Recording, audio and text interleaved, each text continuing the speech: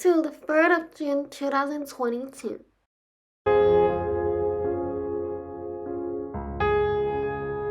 Good morning, everyone. The time now is 9:58 a.m. and I have arrived at Hayes and Harlington. I actually took the Elizabethan Line as it opened a few days ago. I have never seen these silver birch trees before. I think I'm gonna take a photo. So I have now arrived at Pinewood Park and I just saw this sign. Oh well. So there's a basketball court here and like a skateboard area there. And then there's a playground there and that's basically it. Well, this was a disappointment. And I have arrived at the Lake Farm Country Park. So there is a river and it can take you to Stockley Park. There's actually a waterfall here and I just put a photo here. This is Eels. It is like a viewing point and I think I can actually fly my drone here. So I'm gonna do that. And in this drone clip, I will be telling you about the history of Lake Farm Country Park. Before 1814, the area of Lake Farm formed part of Bothwell Common, an unenclosed area of common land for use by the parishioners of Hayes. In 1814, the land was enclosed and divided up into a number of parcels, the greater part of the site going to John Baptist Shackle. 2 large gravel pits were present on the site, occupying 7 and 5 acres, an area subsequently occupied by former public open space. It is likely that the remnant hedges along the edges of these areas were enclosure hedges, which would have been planted. Lake Farm was so named owing to an ornamental lake that was located beyond the northeast corner of the site, in the grounds of Lake House, which was owned by Thomas Shackle. The lake was built in 1954. By around 1850, the Shackle family were operating brickworks over most of the current Lake Farm site. These were backfilled with clay and other materials, and after the Second World War, the site was used for the testing of radar equipment for armored vehicles. The Ford EMI company continued to use the site until the early 1990s, and relics of the testing facilities remain on site, including a testing tower and a derelict trailer. Much of the site was formerly managed as arable land, but was latterly entered into set aside and developed as a grassland, being cut annually for hay by the agriculture tenant. Lastly, Lake Farm was formerly named a country park. Oh wow, look at all these monocoats.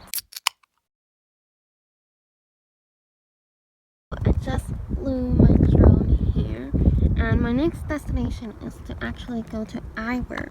I think there is a hiking trail here, so I'm gonna try and hike there. There's actually a park here. I kind of want to go into this garden to see what there is to see. So this is the Yewsley Recreation Ground.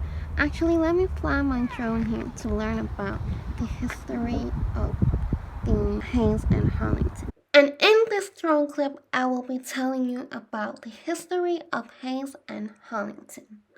Hayes has a long history, and the area actually appeared in the Domesday Book in 1086. And Hayes is formed of what originally were 5 separate villages: Bothwell, Hayestown, Hayes End, Wood End, and Newthing. The name Hayestown has come to be applied to the area around Station Road between Cold Harbour Lane and Hayes and Harlington Railway Station.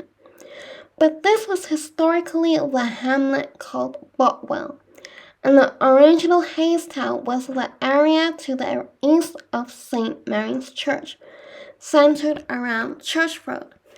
It was up to 1546.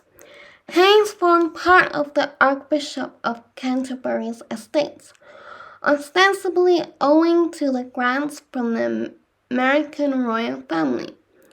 In that year, the then Archbishop Thomas Cranmer was forced to surrender his land to King Henry VII, who subsequently granted the estate to Edward North, who was the first Baron North. The area changed hands several times thereafter, but by the 18th century, two family names had established themselves as prominent and long-time landowners. These include Minot and Shackle.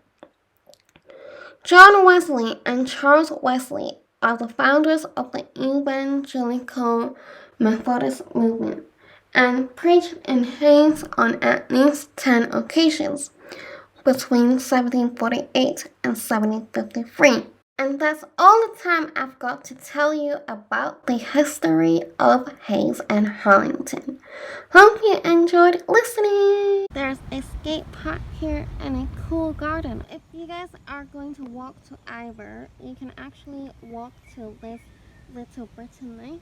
I've actually been here before, so I'm not gonna go again, but I'm just letting you know. So I actually saw some horses on my way to this area, and it's because there's a Huntsmoor farm here. And I have arrived. At first, I thought this was a castle, but then I realized it's a church. So I ordered this meat calzone, but countryside pizzas look so different. Oh my god, who put these sculptures? So there's actually a willow tree farm and a brand new willow farm, but I've seen way too many farms now, and it's not on my list, so I'm not gonna go in. Although I do have to walk past it. Oh, the Copas Farm is right next to Langley Park.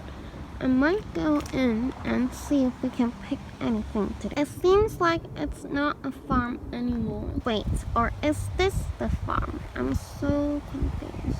I swear this gate wasn't shut when I came in, and I had to crawl underneath it because there were no other gates around here, and then I kind of have some dirt on my hair. Anyways, I'm gonna continue going to Langley Park. I think this is the entrance. So I've now arrived at the Rhodendodrone Gardens, which is inside the Langley Park.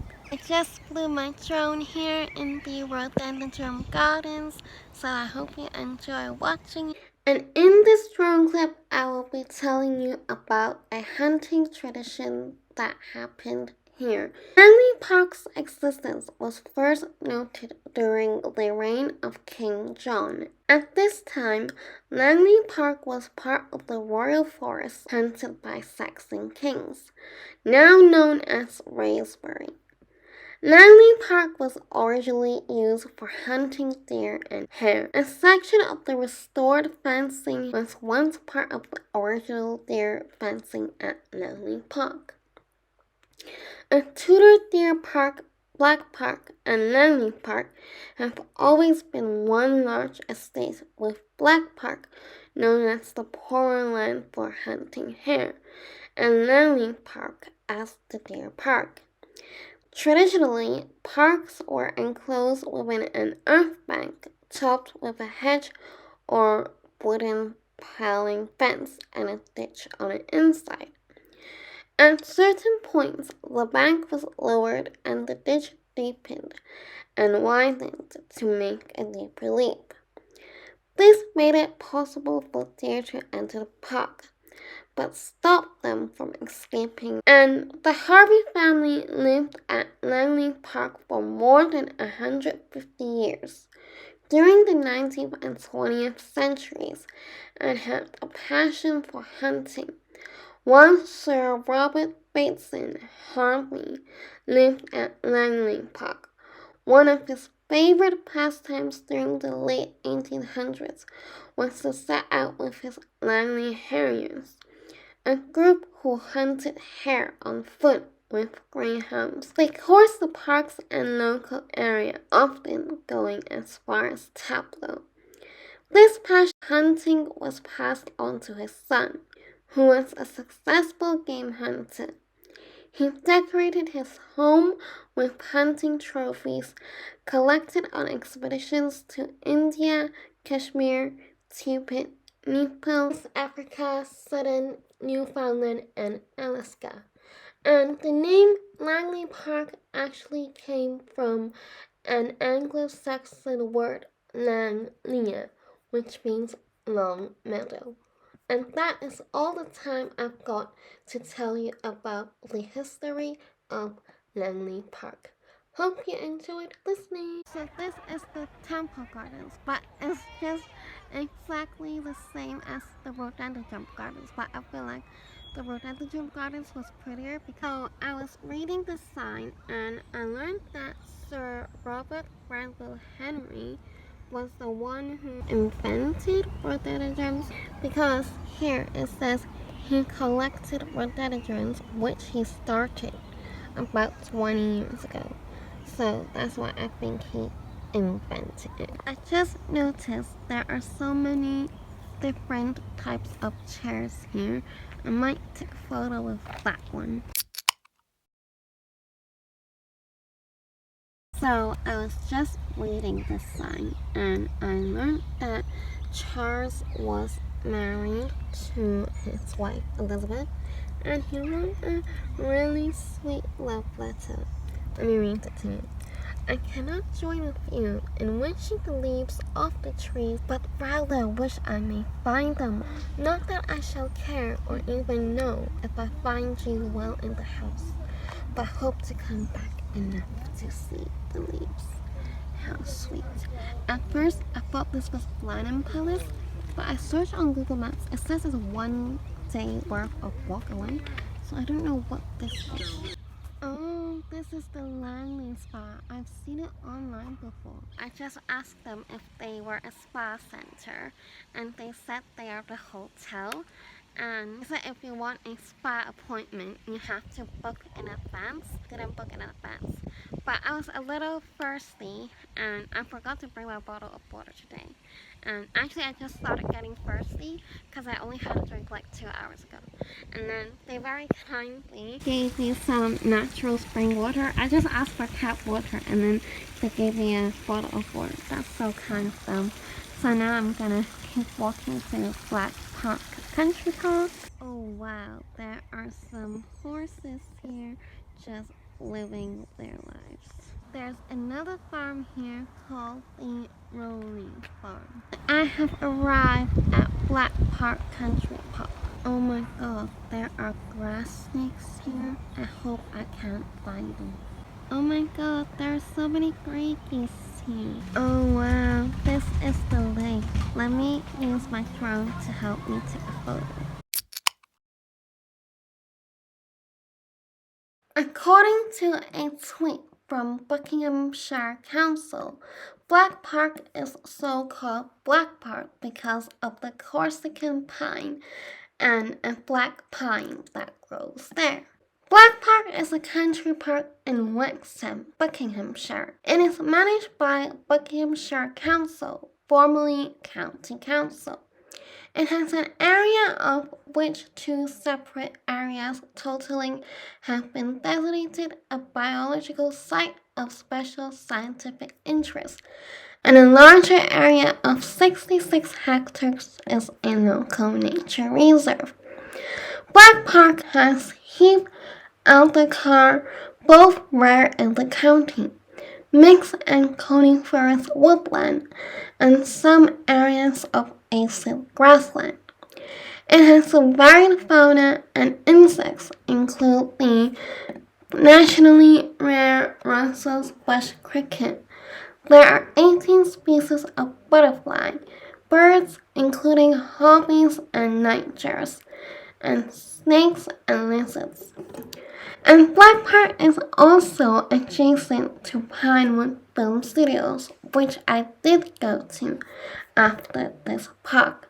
And hence, this park has actually been filmed in many television productions such as The Curse of Frankenstein, The Brides of Dracula, and James Bond film Goldfinger, where it was used for a night car chase scene, and many more different scenes. In television, Black Park, together with its lake, was used extensively in location, filming for the Doctor Who story Full Circle. Oh wow, if there wasn't a sign here, I would not have known that this is a Catholic church. This is quite a special Catholic church. I think I'm gonna take a photo here. There is also a ruin of something. I think this is the Pinewood Film Studios. They said we can't visit it, and the Heatherton Hall is also inside, which is also private, but they said I can take a photo here. So they said you can hire it for weddings, but you can also book online. If there is an event allowing visitors to visit, then you can book online. But because I live quite far away, I don't think I'm gonna come. According to Google Maps, this is Iver Heath, but it's obviously a private property. I can't believe I got faked by Google Maps. But I think I'm gonna end the vlog here because Google Maps said it takes me 2 hours to get home. And I have to walk 29 minutes to get to a bus stop, which I don't even know if the bus is running today or not because it's public holiday, but fingers crossed it's running. I'll update you when I get to the bus stop. Hang on, or is this the actual Heath? I made it back on the tube. I had to walk here in the end because the 311 bus was running, but classic me, I waited on the wrong side of the bus stop, so I watched the bus go away. But it was only an 18-minute walk, so nothing compared to the 47,000 steps I did today. So if you don't like walking, I wouldn't recommend this trip because a lot of the places there aren't any public transportation. But because for me, I love walking, it's nothing. If you enjoyed this vlog, don't forget to subscribe, like, share your friends, and let me know down in the comment section below if you did end up going to any of these places. And I'll see you all with another traveling vlog or music related video.